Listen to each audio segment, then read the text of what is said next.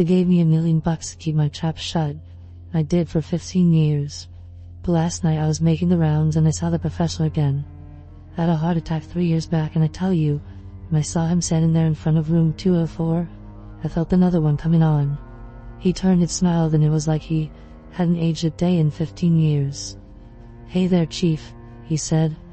And that was it. I dropped my clipboard on the ground and hightailed it out of there, never looking back. What I'm about to tell you is liable to make me sound crazier than a 3-horned goat, but I promise you, there's crazier things out there. The cops don't believe me. The official story is that the professor and those students died 15 years ago. Room 204 just up and exploded. They said, "Damn this thing." And there's some truth there, but the room did explode. But it wasn't an accident. We knew exactly what we were doing, or we thought we did.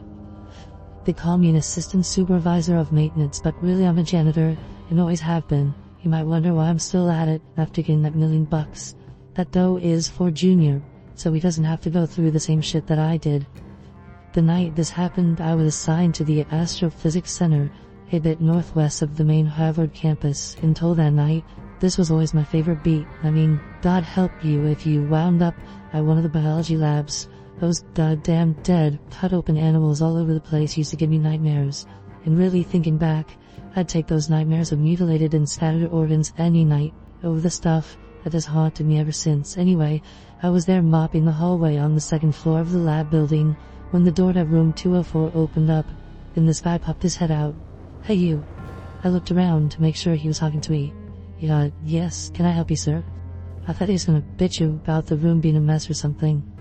"How'd you like to make $1,000, Chief? An hour's work at most. Easy money. Does that sound good to you?" It sure did. Things were tight at home, as they always were. $1,000 would knock off some of those long overdue bills, but hustles on a tight schedule. They didn't give you much breathing room. Don't want you standing around thinking about it all, I guess. "That sounds great, sir," I said. "But I gotta stick to my beat." The man laughed. "We're about to make history, Chief," he said. "You're worried about emptying the bathroom trash. Come on, don't sweat it. You won't get in much trouble, I promise. I'm a professor here. I'll vouch for you." The guy did look like a professor, with carefully combed gray hair and big old glasses on his face. I shrugged, leaned my mop against the wall and said, "Sure. What do I have to do?" "That's fantastic. Come on in, Chief. Come on in." I followed him into the room. One look and I should have just turned around then and there and told him to keep his damn money, but I didn't. As soon as I stepped in, I felt the little hairs all over my body stand up. I don't mean I was scared. I mean like there was an electrical charge in that room, and I had a guess about where it was coming from. There, in the center of the room, on a round table, was a large glass globe crackling with electricity, like what you see if you go into a kid's science museum. Like they somehow created a lightning storm in a glass ball. This one was sort of vibrating around on its stand and buzzing, and the lighting inside was black. I could feel the electricity coming from it, from across the room. There were 4 kids there, students, my guess, sitting in a row of chairs along the wall. More than sitting. They were strapped into those chairs with metal things over their heads, like those big bowls, things you see at a hair salon. They all had their eyes closed. I said, What's going on here? Those kids look okay?" "They're quite fine," said the professor. "As to what is going on, as I said, we're about to make history. We want to open the first wormhole." "Wormhole," I said, "like in the movies?" My professor laughed. "I suppose so, Chief," he said. "Now listen, we had a last-minute cancellation, and that's okay because it's an easy job. We're going to be kicking things off here shortly, and once they are properly kicked off, the wormhole will open. I will enter. If I'm not back in 30 minutes, you are to pull that lever there, and this will close the wormhole." I looked to where he was pointing, at a big red lever attached to a giant whirling machine that was hooked up to the metal bowls over the students' heads. "But won't you be trapped on the other side of the wormhole?" I asked. Not that I had the slightest idea of what the hell was going on. "Just so, Chief," said the professor, who got this down to 2 possibilities. 1, the wormhole opens up to what we're calling the second universe. The best way that I can explain the possibility is that there's a different reality that exists on the other side of this one, the other side of an invisible wall. The wormhole will provide a door in that wall. And the other possibility, that the wormhole will open to a place that man is not meant to go. 30 minutes will give you enough time to get in and out, if the first possibility is true. And if it's the second, then you'll close the hole with that lever, and my students will destroy my work. This was all way above my pay grade, and my head was spinning. Why only 2 possibilities? How the hell do they come up with those 2? And if this real, why the hell would the professor take a coin toss chance of getting stuck in the place that man was not meant to go? I mean, those were just starter questions among the swarm that was buzzing around my head. I see that you have some reservations, said the professor. I assure you that your job is to pull that lever after 30 minutes. That's it, Chief. We'll take care of the rest, and anything that happens isn't on you. Your documentation is quite in order. He tapped a folder that was sitting on the circular table. And here, I'll write you a check now, before we proceed. As he wrote up the check, I wondered if it would still be valid if he got swallowed up in the wormhole. I actually had that thought, as crazy as sounds. It was still also weird and abstract to me at that point. Here, he said, handing over the check. Let's do it, Chief. As soon as I enter that hole, give me exactly 30 minutes on the dot. That's all you have to do. I took the check, mumbled a thanks, and watched as he walked over to the machine. He pulled the lever. There was a loud quacking sound, and I watched in unease as one by one the students' eyes shot open. There were no pupils there, like their eyes were rolled back in their sockets. Hey now, I said, taking a step towards the machine. They are quite fine, said the professor. I assure you. Their jaws started to move like they were grinding their teeth. The professor took a jar of neon blue liquid from a shelf on the wall. He unscrewed the lid and poured the stuff over the electric globe on the round table. The thing started going crazy, and then the globe shattered completely, bits of glass flying through the air as shoots of black lightning zapped down to the room. I ducked down. I'd had enough by then, and was ready to get the hell out of there. Then it happened. A fucking black hole appeared in the middle of the room, sucking in the bolts of electricity. It grew larger and larger until it took up half the room. All I could hear was this rushing sound, like the world's largest vacuum cleaner running at full throttle. Remember, Chief, heard the professor, with a wild look on his face. 30 minutes exactly. Then he stepped into the thing, and was gone. At first my mind was a mess, staring at this whooshing black hole that seemed hungry to suck everything in. I looked at the kids hooked up to the machine, their eyes were all black. White holes, I guess they looked like, with their jaws grinding away like crazy. It was too much to make sense of. I looked down at my watch. 15 minutes and 31 seconds had gone by since the professor got swallowed up by the wormhole. My heart was pounding and I kept pacing back and forth, trying to work out what the hell was going on. Then I started to zero in on it. I was getting pranked. A prank like we used to do as kids, setting dog shit on somebody's front steps and all that idiocy. I mean, a prank like these sophisticated college folk do, where they tell you something's going on but the whole point is to just observe your reaction. A psychological experiment. Probably cameras in here watching me right now. See what I do. 12 minutes ago, I saw a trickle of blood come down from one of the kids' nose. I leaned down to look at him closely. He was shaking a little bit all over. If I throw that lever, so I'll probably stop. Maybe that was the test. I had to decide between trapping the professor in the black hole and saving the kids hooked up to the machines. None of it was real, of course, but they didn't know that I knew that. But then screaming in the back of my mind was that voice. What if it is real? 10 minutes to go. The professor had promised me that the kids were all right. Another one started bleeding from the nose. If it wasn't real, it was a hell of a trick. Where did the professor go if not through that black hole? I thought about touching it, but whenever I got close I was filled with total terror. It sure seemed real. Like it really took you someplace far, far away from here. I walked over to the table and picked up the folder that was there. Just like the professor had said. The first page was instructions to shut down the machine and destroy it if he didn't return within 30 minutes. I flipped that page over, and the next one had a photograph of one of the students. I read what it said. It was a consent form. I, Jackson Stewart, acknowledge the possibility of imminent death if I participate in this experiment. I'm prepared to give my life to science. I flipped that page. There were 3 more just like it. Now, I'm no lawyer, but there was no way in hell that was an experiment was legal. If it was real, even with those consent forms, so it probably wasn't real. And if it was, then the professor lied to me. He had said that the kids were fine. This folder was telling me something else. 2 minutes to go. I took a deep breath and paced the room, watching each second tick by. My mind was telling me that none of it was real, but my gut was screaming in horror. I just looked at my watch. It'd be over soon enough, one way or the other. 30 seconds. I walked over to the machine and put my hand on the lever. God damn it, why is he cutting this so close? I watched the seconds tick by. I didn't know if I could do it. I didn't know if I could risk trapping the professor, wherever the hell he had gone off to. 5 seconds, my hand was shaking.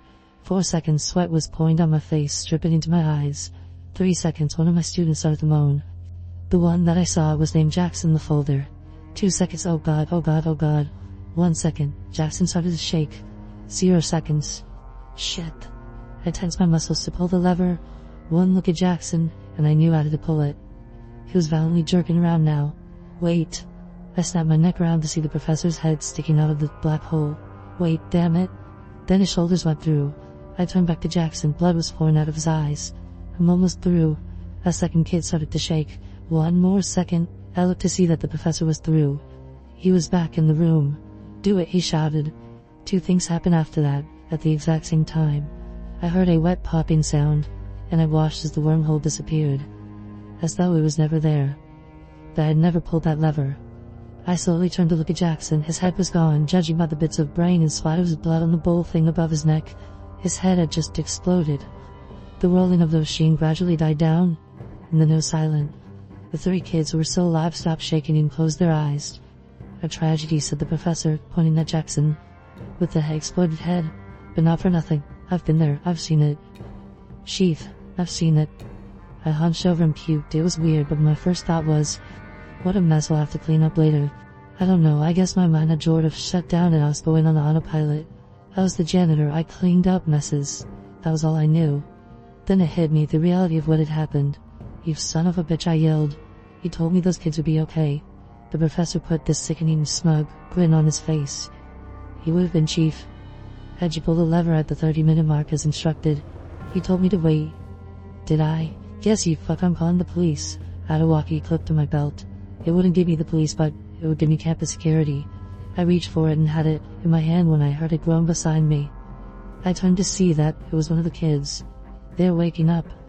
I went over to unstrap them from the chairs. The first kid's eyes blinked open, and when she saw the professor, she started screaming. It's okay, I said, shh, it's okay, it's okay. It's all over. She kept screaming.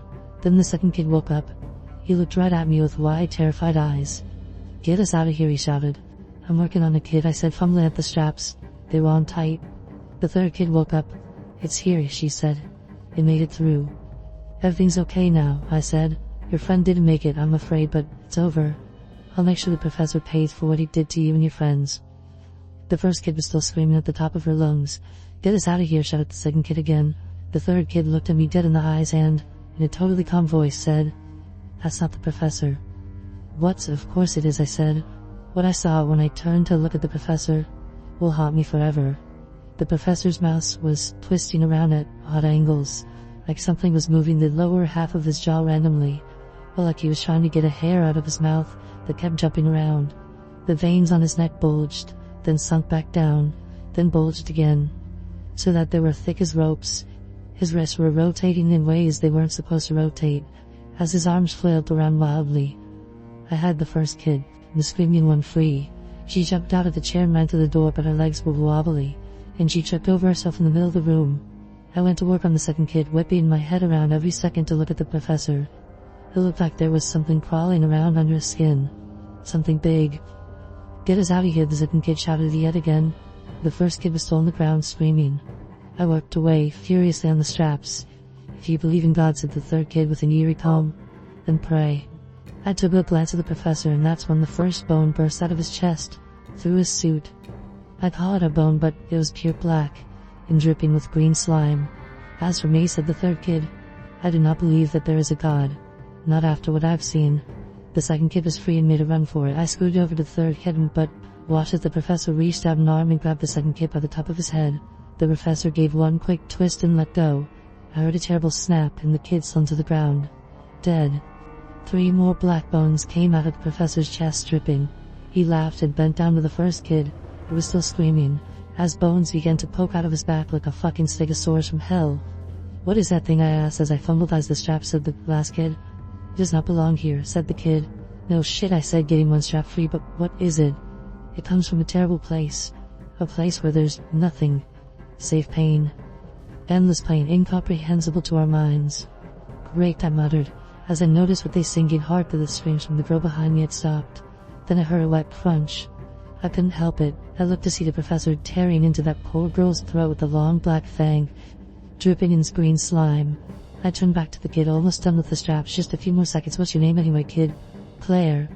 Claire, I said, my mind trying to stay focused. When I get you out of these straps, I want you to pick up this chair and throw it at that thing, okay? I'll do the same thing, okay? Then we make a run for it. Do you understand? Can you do that? I understand, said Claire. I do hope it works. I did hope it would work too. We have to make it work, Claire, I said, yanking off the last strap. Come on. We stood up together and reached over to pick up a chair. I hurled it at the professor with all of my strength and it shattered against his bone back. I heard a terrible shriek then, and watched as Claire's chair followed behind. I grabbed Claire's arms with one hand and reached for my pocket knife with the other. The only way out of that room meant passing by the professor. We started running as I pulled the knife out and it flipped up. The professor stood still, shrieking as the green slime mixed with the red blood from the kid's throat and dripped down his chin. It took a wild stab at the professor's neck and connected. I kept running with Claire, leaving the knife stuck in the professor's neck, and made it to the door. I had my hand around the knob and I felt Claire pulling away from me. I looked back, helpless, as I saw the professor reach long black claws into her gut. I threw the door open and left her there. Good God, I left her there. I made it outside the lab building somehow.